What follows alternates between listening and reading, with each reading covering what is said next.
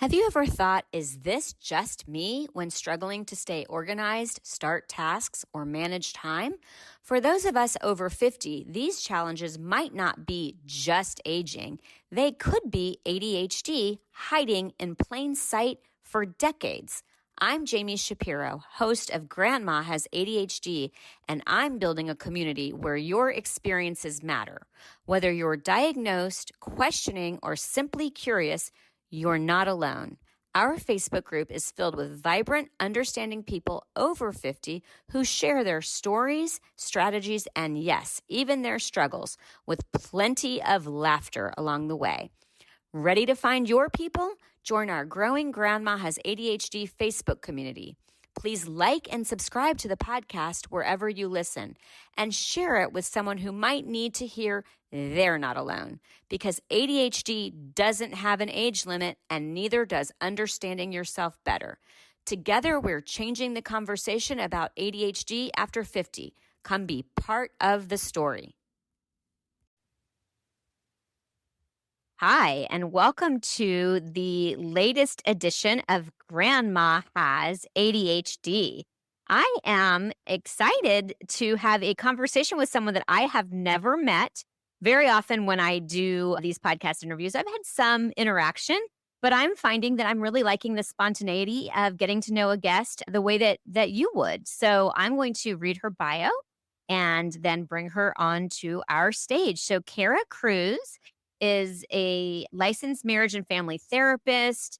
She's got a lot of letters behind her name. So I'm going to let her talk a little bit about what she does, because I know I get overwhelmed when I hear all of those letters. But she is in private practice and a clinical supervisor of a women's mental health advocate and educator who was also diagnosed with ADHD in adulthood, which I love when my guests combine, they get it and they also treat it. So that's amazing.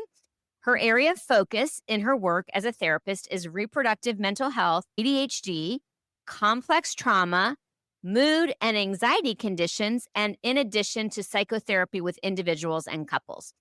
She also facilitates mental health training and continuing education for professionals focused on the above-mentioned mental health topics. Kara leads workshops and wellness groups for women and is also the co-founder of Women's Support Circle, a community for women offering monthly, no-cost support circles, workshops, and a safe space for women to gather in community. That sounds so ADHD also. Kara is also a baseball and music mom to her 11-year-old son, Clark. Away from work, she enjoys spending time in nature, especially near the coast of California, with her son and husband. She's also a dog mom to fur babies Kobe and Willow. And you can find Kara at her website, karacruz.com. That's KARACRUZ.com. We're going to put that in the show notes and probably mention it again at the end. You got to remember, though, we've got to remind me, Kara, because you know how those memories go. And you can find her on Instagram at Kara Cruz Wellness and Women's Support Circle. Did I get all of that right?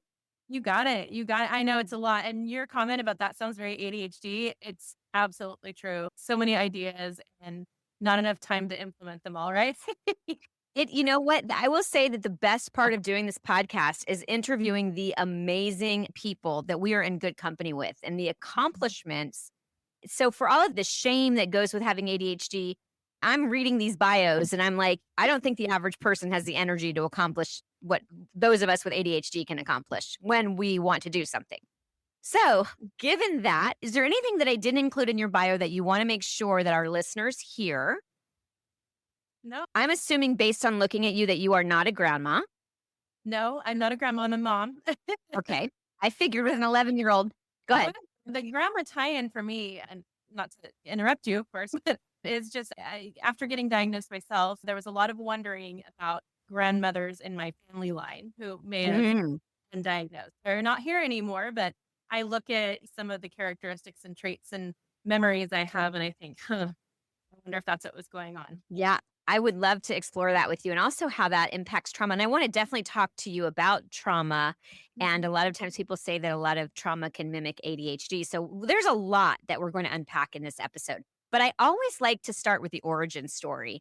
My favorite part of listening to other podcasts about ADHD is hearing other people share how they got to this.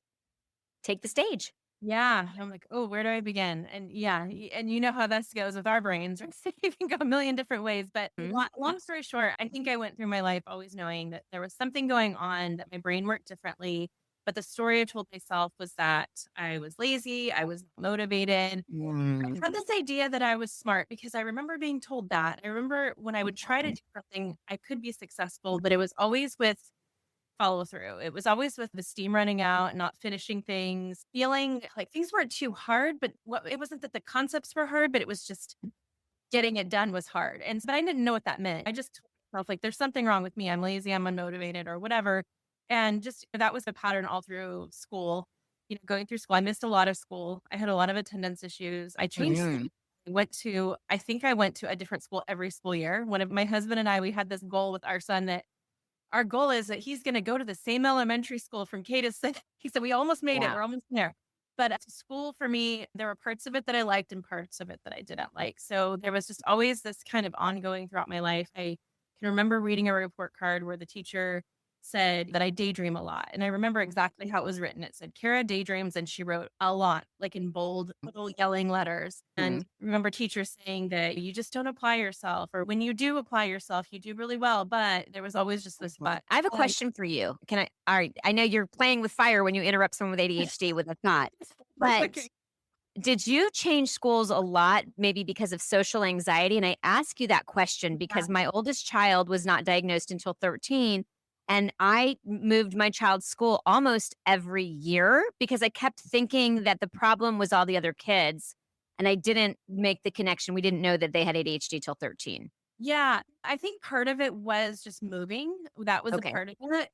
But as I got older, when I got older, like junior high school, when you move closer to your peers, your peer groups being a big influence, I think that was definitely played a role in it.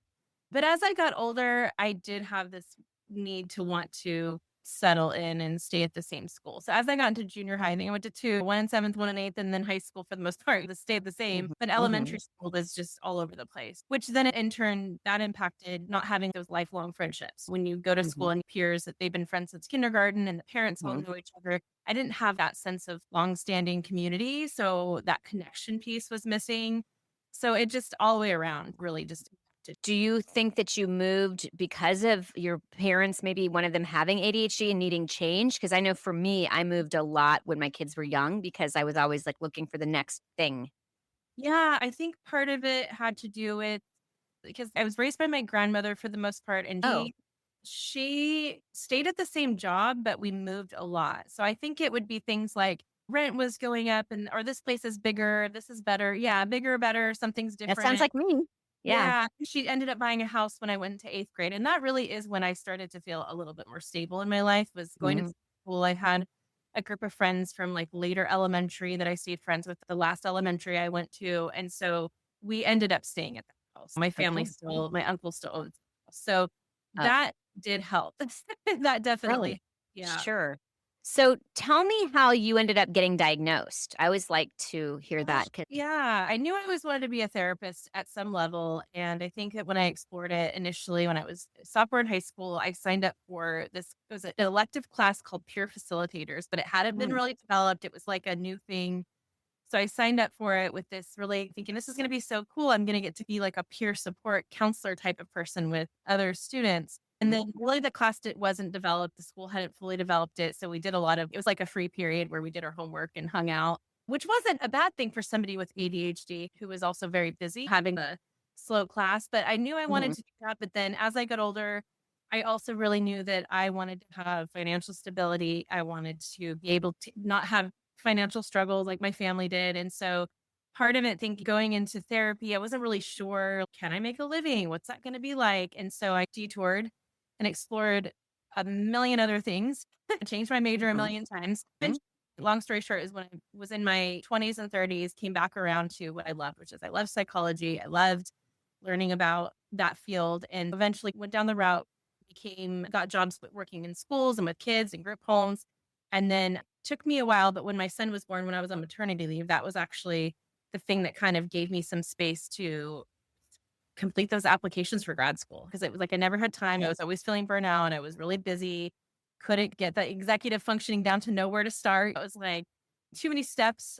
And then when I was at Right. home on maternity leave, I had a little bit of mental space and I did that. That took me to where I'm at today in terms of being a therapist. I just knew I wanted to do that. And anyway, I don't think I answered your question, You but didn't, but it's interesting that you brought up, you said that you had the space to do it when you had a child, and when you think about a typical person, when they've had a child, like, that's consuming, that you're not sleeping, you're wrapped around this baby, and the fact that you had the energy to take that on highlights ADHD so much because I find the more we have to do, the more we get done.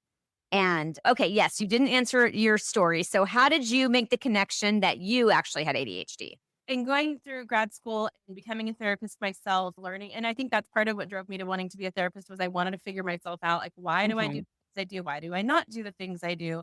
And as I was learning about ADHD and mood conditions, anxiety, things like that, the ADHD thing just really felt when I would look at anxiety or depression, it's like, yes, you've gone through periods of anxiety and depression, but the thing that felt like that's me, like that's my personality, that's my core was the ADHD when we were learning about that. And when I saw it in real life, when I read the symptoms, it was like, oh, I hit all the markers for that. So I sat with me and thought, that's interesting. And just went about my business. And then once I started my own therapy, I started exploring that with therapists. And I had a few different therapists. One I don't think saw the connection because she couldn't believe you're too high functioning. You went through grad school, you work full time, you have a son. There's no way you can have ADHD. Or then I thought, is it bipolar disorder? Because it mhm, can look like a manic episode. But I'm like, that's mhm, default setting, talkative. I'm have the same mhm, energy most of the time unless I'm burnt out. Looks like depression, so you can see where a lot of mhm. bipolar disorder.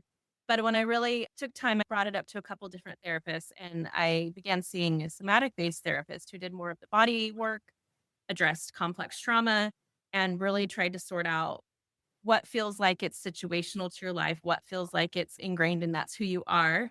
And that's just when it clicked. And a therapist I was working with was the one who actually said, let's just go with that. Let's assume that this is what it is. Maybe there's a little bit of the trauma in there too, but it looks more like ADHD. I don't think it's bipolar disorder. I'm pretty sure it's not. And when I started just, let's jump in that pool and just pretend like it's that and go with it. And when I started addressing it in that way, things started to feel better. Wow. Okay, I want to share a little nugget with you, but I also want to go back to trauma. So, the first thing I'm going to do is share a little nugget with you that I learned as a result of this podcast that I felt like it encapsulated the ADHD experience so much. I was with Wilma Fellman, and we were talking about the term squirtle. I don't know if you've ever heard of it, but I mean, I'm sure you've heard the term squirrel because we always assume like ADHD is such a squirrel. Oh, squirrel, squirrel. She actually said way before Pokemon, she came up with the term Squirtle because she said she is part squirrel, jump from thing to thing to thing, to turtle, which is then I need to retreat. And I never understood until she articulated that I am that person. I'm like, I go and then I hit my wall. So you can see Yeah. where that would be manic and then depressed. And I've gone full throttle and then I just, whew, I got to pull back. So Yeah. I wanted to share that because I just really like that. And then you're the first person so far that I have had who talks about trauma. And I have heard that a lot of symptoms of trauma can mimic ADHD. So I would love to explore that topic with you if we can. Yeah, when you're looking at trauma, it can look different from person to person. Some people shut down more, some people go into a fight response more, some go into an activated, like a flight response. We're all a little bit Mhm, different depending on our nervous systems. And it can be really hard to really pinpoint what's going on. Your personality mhm, is impacted by it, depending on when the trauma happened. Sometimes it's really obvious trauma, like one big event that was traumatic. And with complex trauma, it can be a lot of little things over time mhm, or disconnect mhm. time or lack of over time.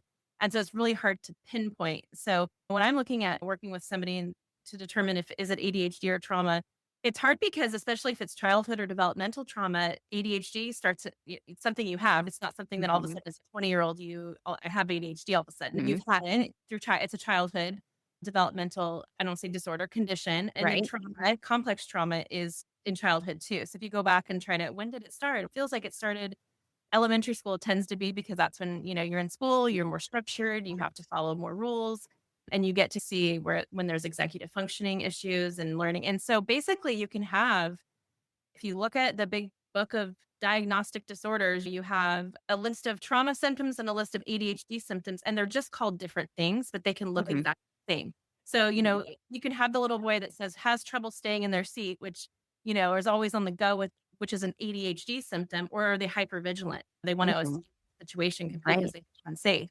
This, you can have two little boys, two little girls, whoever doing the exact same behavior, but they're coming from a different place. Yeah, and I wanna introduce also that when you grow up with ADHD, you do have that negative, and you even talked about it yourself, like how you spoke to yourself. So when you're getting bombarded with like, "Why can't you sit still? Why can't you get it together? Why are you lazy?" That's a trauma in and Mhm. of itself, am I right? Yeah, yeah. I mean, I have my earliest memory is in a really close family friend. She's the first time I met you. I remember you were like jumping off of the furniture onto the coffee table and back and forth, like Mhm, literally jumping off the furniture. I don't know, mhm, 3 or 4 years old. And I remember that. I have a memory of that. I mhm. got in really big trouble after that Yeah. guest house. And I have memories of being in class and just daydreaming and being very understimulated and bored and zoning out and not knowing what was going on and getting called on and getting embarrassed. And then it just all of that just compounds and builds, and you're dealing with a lot of different things all at once because nobody Yeah. really said this is maybe some ADHD stuff going on because we just think you're just being naughty and not paying attention and focused. Right. I absolutely grew up constantly being punished. And now, when I look back, I remember my stepmother, this is probably a very familiar thing for people with ADHD, needs improvement, under talks too much in class. And she had me write sentence after sentence, I will not talk too much in class. I will not, like, just locked me in my room and had me. And that was a minor punishment compared to some of the things that I had to deal with that ex stepmother. Yeah.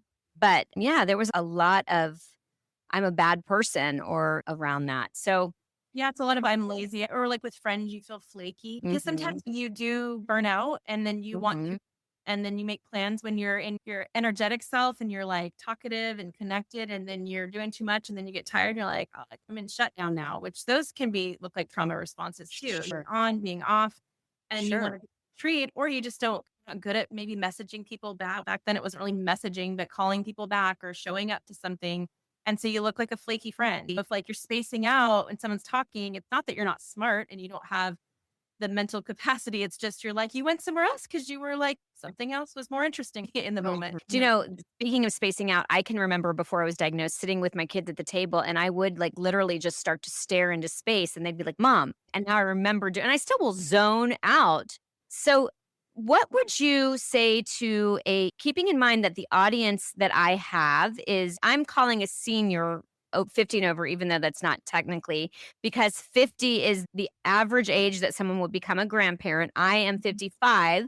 And so I feel like we were the generation of people who were not diagnosed, and especially people older than me didn't have, at least I had a child that was diagnosed for me to turn around and ask the psychiatrist, "Hey, do I have it too?" What would you as a therapist say to somebody who is just realizing they're putting the pieces together and they are realizing they have ADHD? But before you answer, we're going to take a break. I'm going to leave everybody with the cliffhanger. And I am going to encourage you, if you are enjoying this episode or you enjoying Grandma Has ADHD, to like it, subscribe to it, make a comment, and share it with people that you think will benefit from it. And then, of course, I am building the Grandma Has ADHD Facebook community. And I think Kara is going to help nail this one at home, that we with ADHD love community. We love to know that we are not alone. And when you connect with other people who share your brilliant brain, you will realize that there is nothing wrong with you. We're just wired differently. So we're going to take a pause and come right back. And Kara is going to answer that question. Okay. Ever wondered why helping a loved one declutter feels like speaking different languages? I did, especially with my mom. It wasn't until I founded Silver Linings Transitions, helping San Diego seniors organize and move for over a decade, that I discovered why. We all experience clutter differently. And for those of us with ADHD, it's a whole other world. If you are listening in the San Diego area and feeling stuck with moving, paperwork, photos, or home organization, our team at Silver Linings Transitions gets it. We understand ADHD's unique challenges, and we won't just help you get organized, we'll create sustainable systems that finally stick. Schedule a consultation with our team today at 760-522-1624. That's 760-522-1624, or find us at silverliningstransitions.com. We are back. And during the break, I did ask Kara if she would be comfortable with me asking how it was that she came to live with her grandmother and a little bit more about her being raised by her grandmother, which she said that we could discuss. I never want to catch someone so off guard that it's just don't go there. But before we do that, the question that I left you with was, okay, I am a 65-year-old woman. I have just discovered that I have ADHD. It doesn't have to be I was diagnosed. It could be that I'm putting the pieces together. I realize that my grandchild has it. Now my child is saying they have it, and it's okay if it walks like a duck and quacks like a duck, might be a duck. So, Kara, what would you say to a patient or a client that came in and is just now putting all of this together? And they're likely feeling both grief and relief. Yeah. Yeah. I was going to say that's where I would start I would start with what does this mean for you? That's where we would start because one Mhm. person might really want to figure out if there is a diagnosis and go that route. One person might really be sitting in grief of some sort of I wish I had known, while another person Mhm. might be like, oh goodness, I'm feeling so relieved. Well, now where do we go from here? And so I would really Mhm. just find out what that what this means for them and where they want to focus because there's a lot of different layers and what direction we would go in terms of therapy if I was working with them one on one. I mean, it can go a million different ways, but my guess is there would be some grief work we'd be working with. There would be the relief and what this means now and how we're going to structure their life going forward so that it works for them and not against them. That's where I would Right. start. I've had people say to me, this is a big why for my podcast is why does it matter? And I'm going to ask you a question as if her eyes just bugged out. But do you think that you're 75, 80 years old and you just stop growing and stop wanting to improve your life? Absolutely not. Why does it Exactly. matter? I mean, and why does it matter? Some people say, why do you need the why? Because it's validation that there's not something wrong with me, that this is just how my Mhm. brain works. And when I see some people start to actually, I call it like breaking free from the matrix of I don't have to kind of conform and live like all the neurotypical people live because my brain works different and I can live the way and act the way that works for my brain. And it might look different for someone else. And that's actually okay. And it's okay for them to live the way they live too.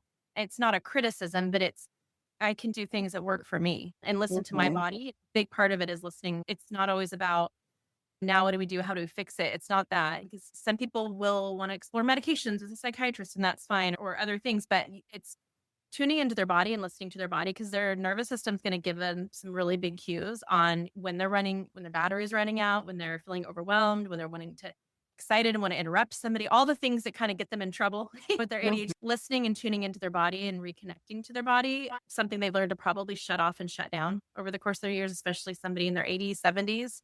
It's getting back into their body and reconnecting. And there's nothing wrong with you. And you have all the answers in you.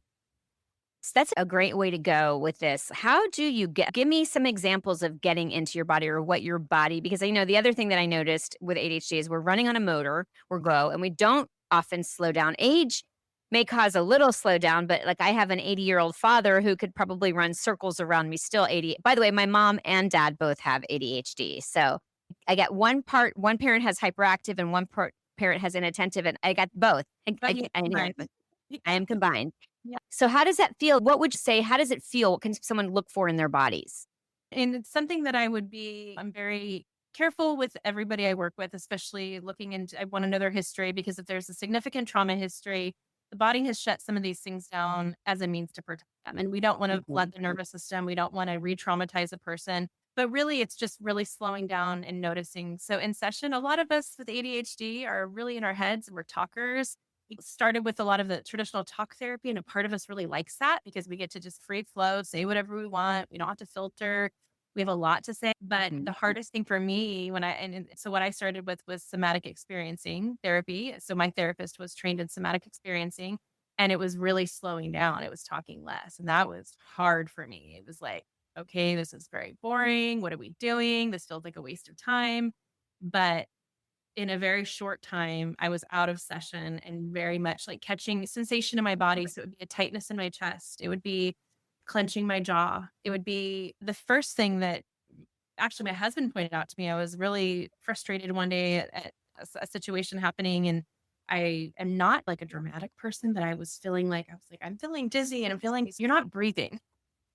Noticing that I'm really, my shoulders are up here a lot. I'm holding my breath a lot when I'm activated. That was a big cue for me of noticing what my nervous system wants to do, what my body tends to do when I'm on in that fight flight, whether it's from my ADHD brain or from just being activated in a very busy type of lifestyle, really tuning into that and knowing how to just settle a little bit and check in with Mhm. myself.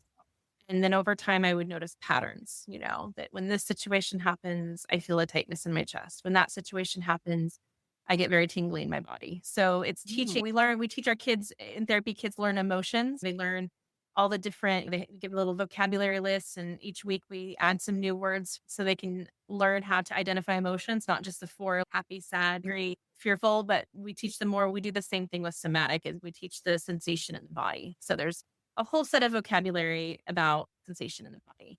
And for somebody with ADHD or trauma, that's where we start, is we try to reconnect to the body in a safe way, slowly, safely, and listen to the cues that our body is giving us. So I would love it if you would define somatic work just in case there's somebody who hasn't heard that term before. Soma Um, is of the body. So somatic experiencing would be experiencing through the body. When we talk about the body, it's really tuning into getting out of our heads for a bit. Just to break it down in simple terms, is getting out of your head, checking in with the body and see what's happening in your body in any okay, given situation. that's So super. talking less, feeling, experiencing more. I love that. And I also heard, and you're a therapist, so I can ask that usually if you allow an emotion to pass through you, if you just allow yourself to feel it, because we don't want to feel those emotions, but that if we really will sit in that emotion, that it takes about a minute and a half for it to pass through us. Is that true? What happens is we learn tools to override our emotions. So we're feeling anxious and we learn it. What's a tool that we can think differently to avoid? So it's an avoidance of an emotion. So we're not Mhm. experienced. And those are helpful. They're helpful when we're in a situation. If you're at work and you have to function and get through your day, you may not have time to slow down and feel what's in your body, especially if it's a really big emotion. It might take you down, or it might bring some tears, or there might be some big emotions that come up with that. And so there's a time and a place for it. But a lot of traditional talk therapies, not all of them, but a lot of them are really teaching like how to override, how to avoid, what's a coping skill to get you out of that emotion. So when you're feeling something, I'm feeling angry, I'm feeling anxious, let's do something else to distract from it. When I'm working with people with addiction, and this sometimes can be life saving when they're trying to just get their head above water. So I'm not saying these are bad things, but when somebody's dealing with addiction and they're having like a trigger or a craving, it's let's do something else. Let's do something with a friend, do something more enjoyable to get out of that feeling so that we don't have the craving, or we don't want to numb it with something. And so when we're doing the somatic work, we're actually staying with it so that we're able to sit with it and let it. But sometimes it takes longer than others. Sometimes one emotion that we've never really experienced, like anger for some people, can take a period of time to really comfortable with, but to notice that this is okay. There's not a bad emotion. There's Mhm. different parts of ourselves and none of them are bad, but we are taught that certain emotions and certain parts of us are bad. For sure. That was a very helpful explanation. Okay. So, one of the things that I like to ask people, I know that there's this expression toxic positivity when it comes to ADHD, and there are a lot of people who when I ask the question, and I want to ask you this question too, if you could have been born without ADHD, would you choose that? No, not now. Maybe Right. if I knew what it was, I would say I don't want this part of me anymore. I don't want this distracted part or this hyper. But now I can't imagine it because it's got me to where I'm at. It's almost like Mhm. when you've gone through really hard times and you have the wisdom that you have Mhm. behind it. For because you're like, oh, I wish I didn't experience that, but I wouldn't trade it for the wisdom I have now from it. Yeah, that's almost the universal answer, by the way, that I get. And it is once you've gone this far and you've learned to live with it, then you channel it. I bring it up a lot, but I love Ned Hallowell's expression that ADHD is like having a Ferrari brain and bicycle brakes. Um, I mean, Yeah. we have this like amazing brain, and it's just being able to direct it in what interests us and then try to outsource what we find boring if that's at all possible. So, what would you say is your ADHD superpower?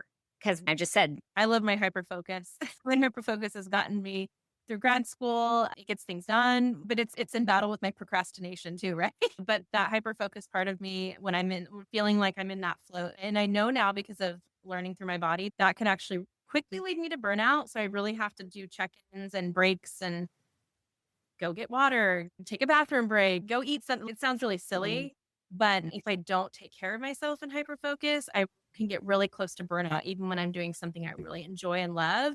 And then it can quickly turn into what it looks like that depressed state, but that shut where you want to space out and doom scroll and binge watch Netflix, eat a lot of sugar. I have to listen to is this still hyper focus, which feels very flowy, feels very energetic. And there's a certain point I get to with ADHD brain. It's like we don't really have like a well, I'm getting tired and worn out. It's like, I'm done. It's real quick. It's right. Boundary, clean Yeah, my I've hit my wall. When I was pregnant with my first child, I can remember I was working as a realtor, and I remember when I would go out and tour with clients, I would forget to eat. And I was pregnant, and my ex-husband and because I was enjoying what I was doing and I was so in that moment, what I have now learned is that when we do hyper focus, we're giving so much more than the average person. We're getting so much more done that we do have to allow ourselves that break. Because I always feel guilty. I don't know about you, but if I'm not productive, there's this I'm not maximizing my time, and I am working on getting better about allowing myself, okay, you just exceeded anybody's expectations or what any and now it's okay for you to retreat and be that turtle. I yeah. actually experienced for the first time and my oldest child who has ADHD and ADHD exists on a spectrum just like trauma exists on a spectrum and you meet one person with ADHD and you meet one person with ADHD. But I remember it was actually recently that I had my first I'm flooded. I don't even know where to go, where to begin. Like, I really had an executive functioning, like, I wasn't doing it. And I called my child and I was like, I think I'm getting this now. I think I'm understanding. What would be the one thing that would you love your hyper focus? What would you like ditch if you could just ditch what you wanted to? Oh, that's hard. I wanted to mention, and maybe this is one of those, that's why I wanted to mention is sometimes I know for people, we get into hyper focus when we're doing something we really enjoy or gives us lots of reward. But sometimes that hyper focus doesn't show up in things like if we're doing a job at work that we don't like and we can seem like we're a really crappy employee or we're not doing a good job. And so Mhm, it's almost like you have two people. You see mhm, sides of the person. And so I've had jobs where there's certain parts of my job that I love and I stay in the flow state. Like when I worked in a community mental health agency, I loved getting up and training. I loved talking to the staff when I was a supervisor, but when I would have to check reports and I'd have to write out evaluations and I'd have to do things like checking 8-page treatment plans and like checking for errors, it was like I would hit a wall and I could not get through that. And I felt like mhm, a failure in the world, that I just was not smart, that I was getting it.